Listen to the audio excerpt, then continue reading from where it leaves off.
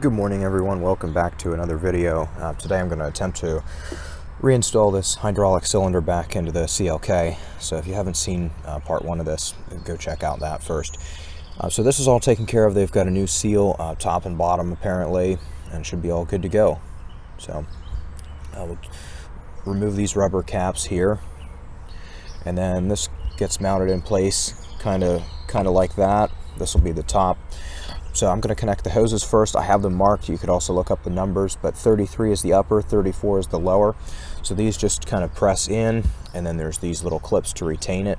And then you want to line up this cylinder in place.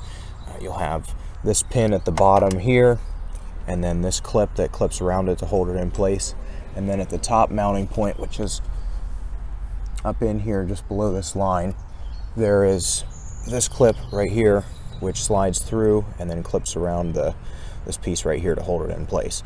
So let me go ahead and take care of all that because I can't really film and do that, but it's pretty straightforward. So as you can see, I have the new cylinder in place and the hoses are connected. So that's good to go. So next I'll move to the other side. I have the access panel off. I have the plug out. As you can see, we're going to have to refill the cylinder here. So that's kind of tight back in there. So what I would recommend is to get some paper towels or rags and kind of tuck them around the base here so that you don't you don't have anything dripping over any of the electronics down there. I have this syringe and then the new top fluid. This is the part number that is for this car. You might want to check for your own if it's different.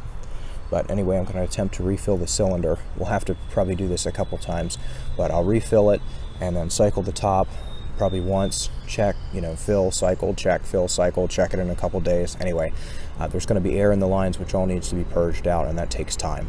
But at least we can get it close. So I'll go ahead and get that filled, and we'll check a little later. So I've refilled the cylinder, and that syringe worked really well. That was perfect. I'm going to go ahead now and try to cycle the top.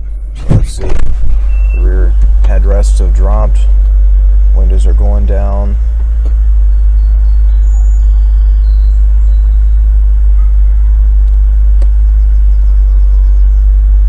So it does say top in operation. Alright, we've got the fifth bow rising.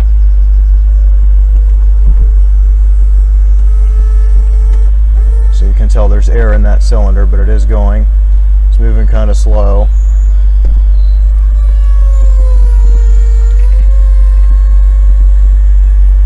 And there it goes.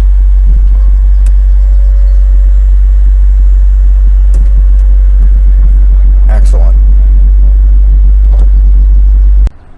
Alright, so checking over the cylinder, everything looks nice and dry. We're looking good there. On the other side, you can see the reservoir. It looks like there's a little bit of foam. So I'm going to let everything sit and let that oil kind of settle out. Like I said, it's going to take a couple times to get all the air purged out of the system. But basically, we'll just let that settle, top it off, and keep cycling it. I'll cycle it a couple times, and then I have to leave shortly, so I'll take it for a drive and then check it later on in the afternoon. But it's great. I've really missed this car. It's going to be nice to have it back on the road again with the top down. Hopefully we'll have some nice weather soon, but who knows.